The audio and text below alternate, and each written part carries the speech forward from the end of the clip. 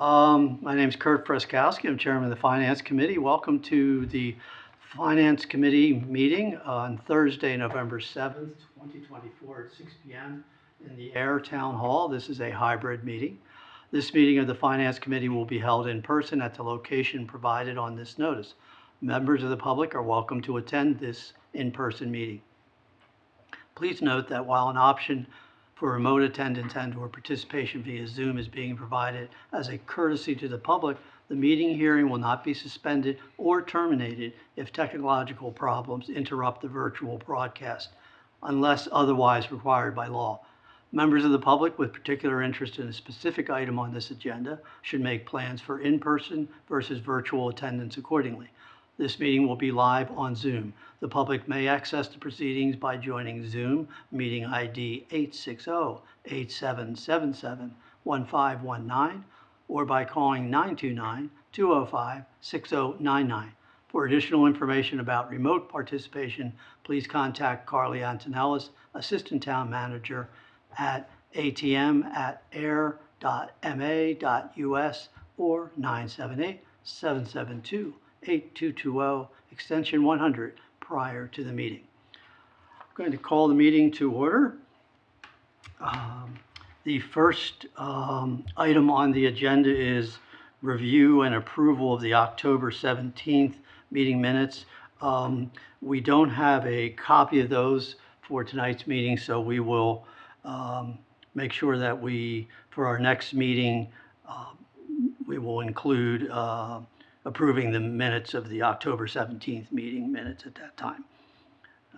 The next item is outside committee updates. Bob, would you want to give us a quick rate review update?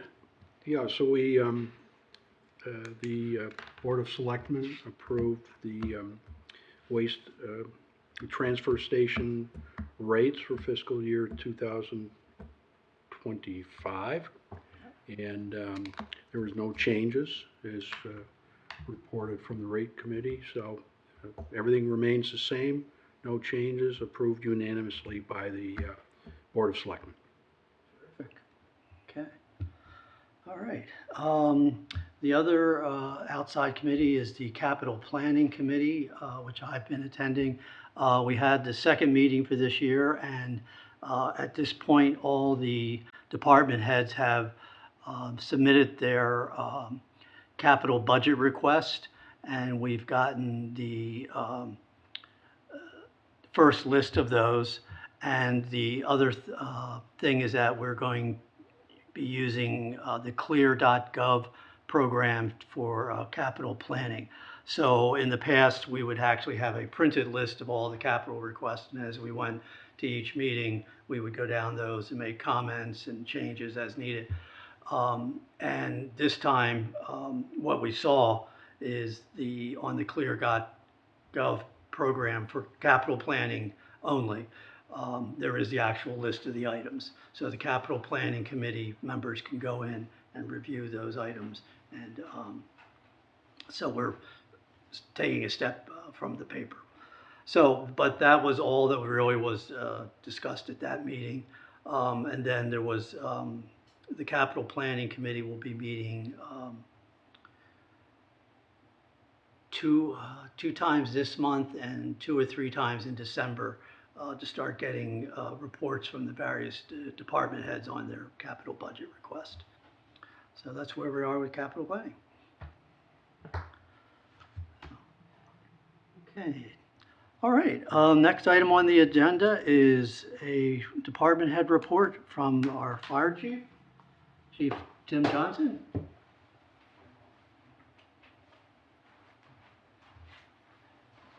Good evening, Mr. Chairman. Good evening, Chief. Welcome. Thank you for coming. You're welcome.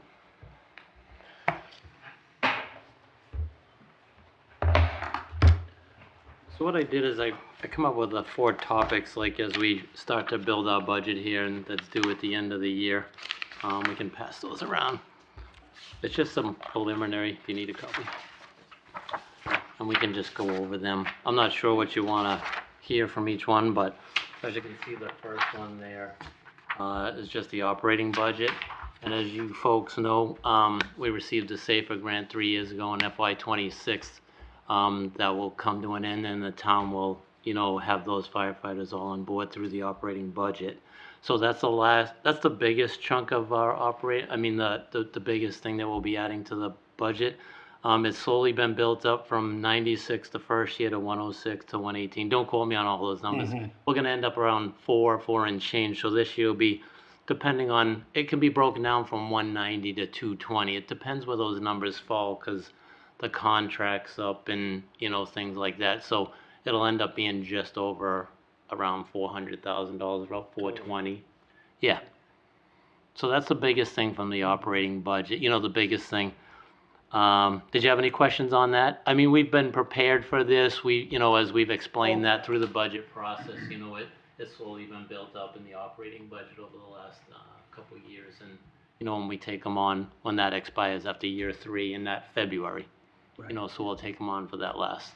Yeah, but no, I remember this was, Okay. this is just was discussed last year, in our spring budget meetings and everything, and then that the SAFER grant was running out, or ending, I think is a better way to put it, and then those firefighters would be. Yep, all within the operating budget the following year, yep. So just a quick note, I think the idea of this meeting tonight is we just thought, instead of waiting till once a year to getting an update, we thought, why don't we do it, Yep. Twice a year, and then we can just see where we are, and, No, this is great. We can give you some information about what's coming down the road, and, yeah. no, not a problem at all. I think the word I use is snapshot. Yeah, and then the next thing you see there, the collective bargaining agreement with the firefighters, local is up, June 30th, so, they've sent a letter in that, of intent to start negotiating. That starts next week, so, that'll be another part. It's always a separate part of the, omnibus, but it'll be there as well. And that sum, whatever that may be, just goes into our operating budget, once we come to a MOA. So, go ahead. Sorry, no, please. How long is their contract? 3 years. Okay, that's okay. Yep, they've always been 3 years as long as I've been around. Eric? That's what I was gonna Oh, ask. okay. Yeah. Yep, so that would be, once they get an MOA, and it'll be effective July 1st, and, go on for 3 years to there.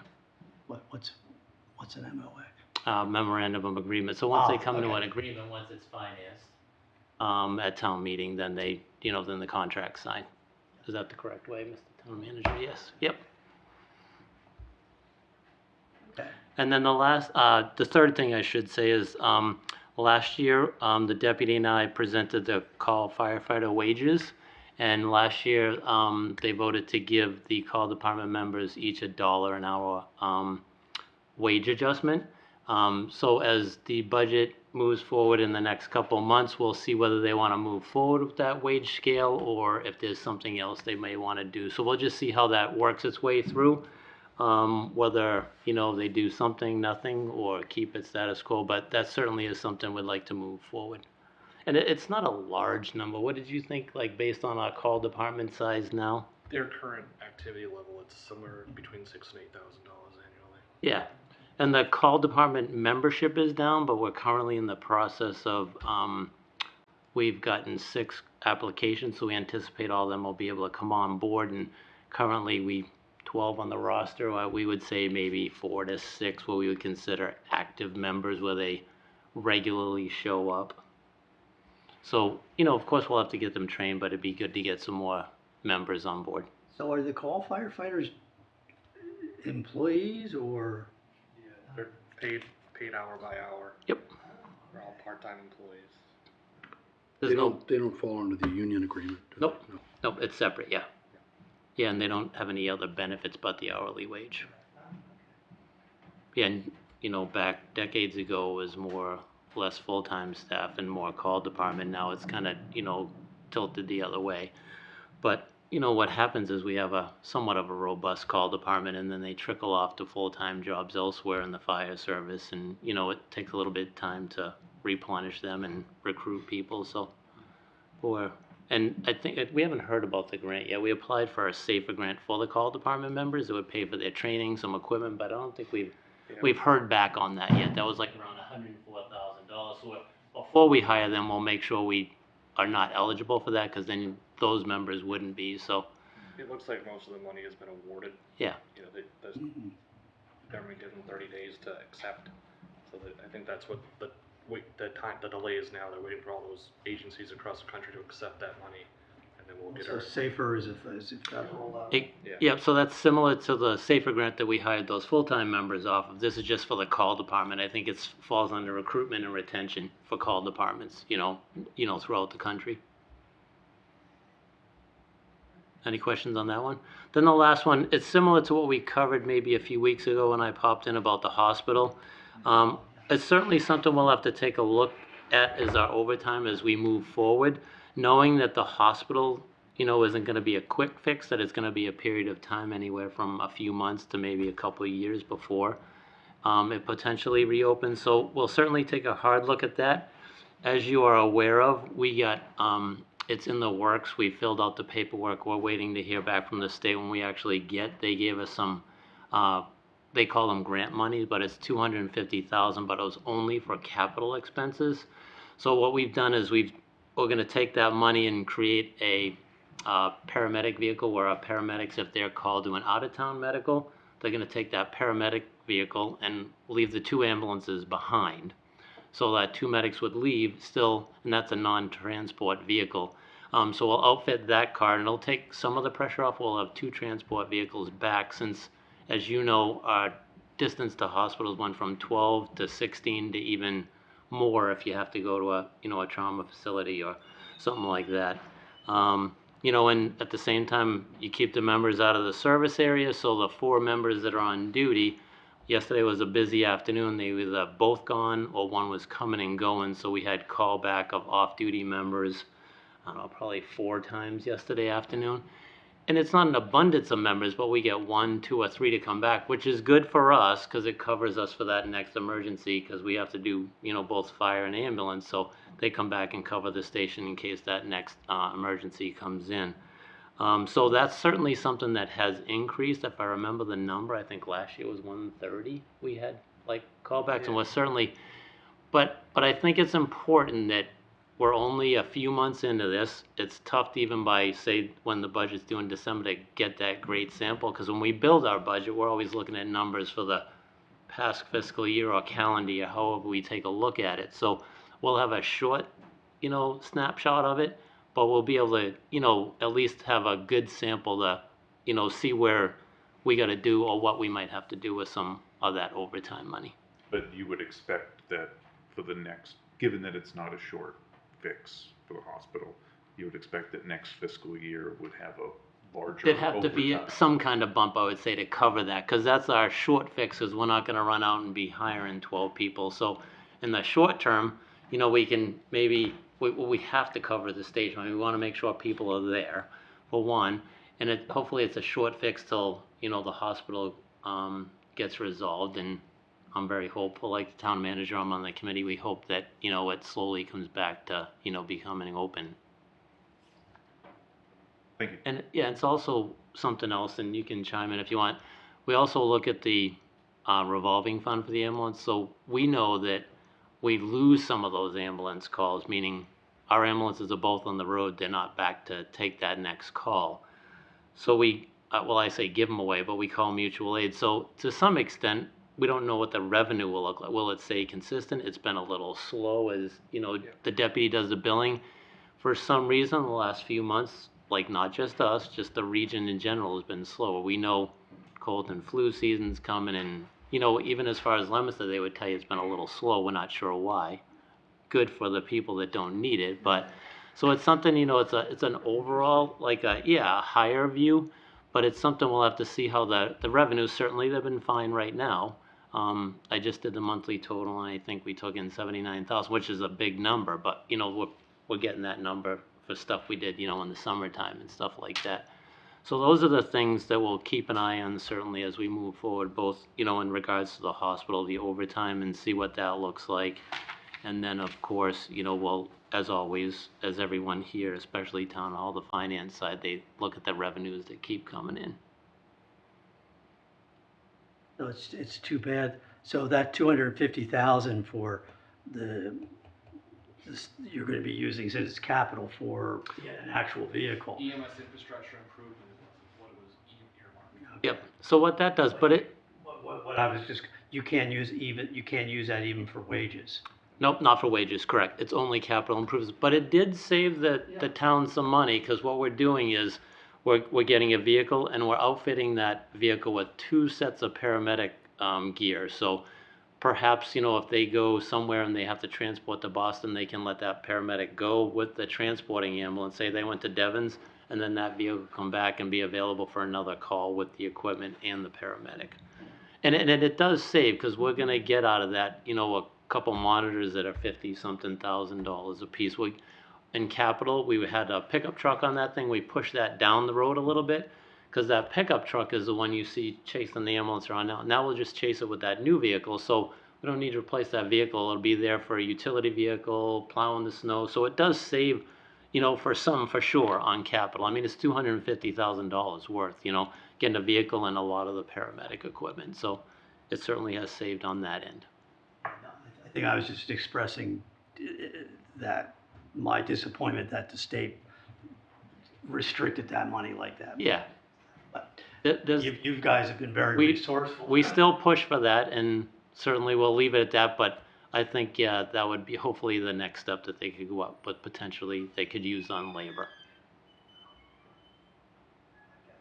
My hat's off to you. That's just a really neat way of working around that. Yeah. No, I think that's a good stopgap measure for now. It'll help us get through this transition period, whatever that may be. And certainly as months go by, we get more information in regards to the hospital. But I think this is a great adjustment for it. It doesn't increase our labor. We rely more on that off-duty staffing and call department members to come back.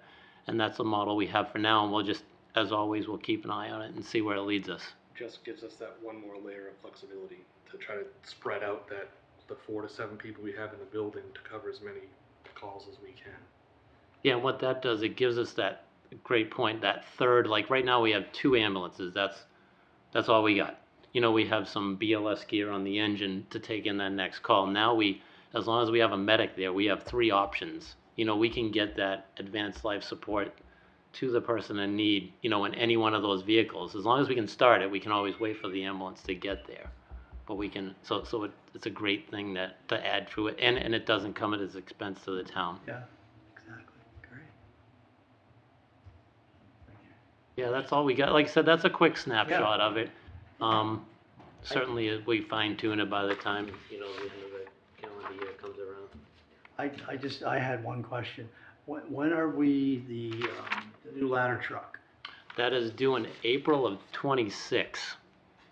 Yeah. So we always knew that it was gonna. Yeah, so the engine we ordered took 2 years and 7 months before we got it. And it's in service, of course. We got it in August. I think it was in service in August, maybe right at the beginning of September, but that took 2 years and 7 months. It was originally scheduled like for the fall of last year, and it got pushed out to January or February, and we finally got it in the summertime. Yeah, because the ladder was originally for the Fall of 25. They pushed it all the way back through July or August, and through a little bit of complaining, it's moved forward. Yeah, they put it actually in October of '26, and we rifled off this nice letter how we've been a long, customer since like 1988, and they got to move back to the original date. So, and the answers are there's some labor issues in that. They're made in Ocala, Florida, but a lot of it is, and the best way to explain it is if the company orders 30 engines from, say, Cummins, they're getting like 22 of them. So they kind of have to reset and say, okay, which ones are we going to start building then? So, there is certainly labor on their end most likely, but we still have those shortfalls of them getting the stuff all there, because they don't start production until like everything like that's there to get going on it. So. If you order that truck today, they would tell you 3 years. Yeah, 3 years is what they're saying, yeah. Yep, it's crazy. Yeah, used to get them, I know, how can you, think down the road, yeah. Yeah, it's crazy. Apparently Yeah, and the the business is steady, right? the ambulances was the same way we ordered that, and they were saying it would be April or June of '26, same thing. We ordered the ambulance. That's why we have to before, this used to be, you'd get them in 9 to 12 months once you ordered them. You'd get them, before even the next fiscal year. In some cases, the ambulance was real quick, but that was 2 years once we ordered it. So that's why we gotta come here, get that capital stuff early. You're not borrowing the money, you're just getting, it's just crazy to have to It'll be do the that. same thing with our air packs this year. We'll need the authorization in the spring. We probably won't place the order until March of '26. Just waiting for the, but I have to have crazy. the ability to place it as soon as it becomes available to get your place in line. We had a hand raised. Okay, well, that's it. Do we have any other questions for the chief? No, he's just Is going. that Okay, yeah. Yes, it's going to open it to the any public questions for the chief? Sarah? I just have, can you hear me? Yes. Okay, I just have a question. I saw one of the job ads this week, I think for the firefighter position. Can you confirm for me that I understand what I read? It's a 24-hour schedule and then 72 off? That's correct, yep. And is that the same for the paramedics? Yep, that'd be the paramedics. So you work 24-hour shift on Monday and you're due back, like say if you worked Monday, you're due back on Friday, yes. They work 24 on, 72 off. Okay, thank you so much. You're welcome. Okay, anyone else? Okay, well, good. Thank you very much, All right, Chief. no problem at all. Appreciate I'm your gonna keep you time. posted as anything else pops up on the state side.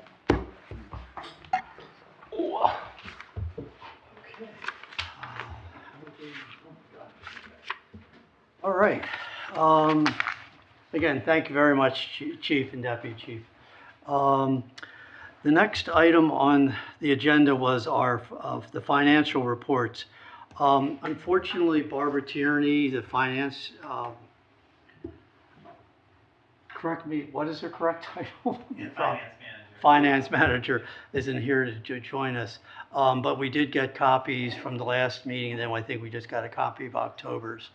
So, did anyone, what I'm going to suggest is that we wait till next meeting when we have Barbara here so we can ask questions and then use the time to start looking closer at the reports and stuff. I mean, I've glanced at them and everything. So, are there any other questions? Oh, Robert said if we had any other. No, I think it makes sense to wait, yeah. Okay. All right, well, good. So we'll wait till our next meeting, which is the next item on the agenda. So let me get my handy dandy calendar open here.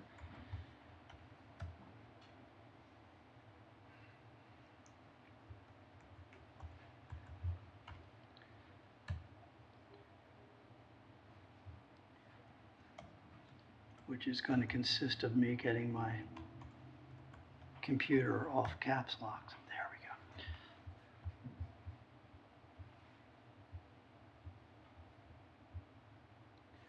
go. Okay, so our next meeting then would be Thursday, November 21st at 6 p.m. Robert, may I ask, do you know if maybe Dan from DPW could join us? Yep, what was the date? No, Thursday, November 21st, Sure. 6 p.m. Yep. Okay. Confirm with him. Okay, good. So then for our agenda department head report then, I'm going to make a note now. Again, we'll confirm before I put the final agenda that it would be a Dan DPW department head report. Okay, and then we'll have Barbara do the financial reports and everything. Okay. Anything else? Okay, I'm going to open it again. Are there any other public comments? Max? We have one. It's Pauline. Oh, okay. Hi, Pauline? Bert, I do this at almost everybody else's meetings as well, and I'm glad Robert's there. But if you have documents that you are going to review during the meeting, would you please attach them to your agenda? Okay, yes. I know the chief presented several things, excuse me, I don't have any questions about his department. I know it too well. But anything else that is being discussed at the meeting should be available to anyone who is attending the meeting. Okay. Very good. Otherwise, thanks so much. Good. Thank you, Pauline. Okay. Anyone else can you tell, Max? Okay. If there's nothing else, no other business, I move to adjourn the meeting. Second. And all those in favor? Aye. Aye. And aye. 6:30. 6:30. Very good. Meeting is adjourned as of 6:30 PM.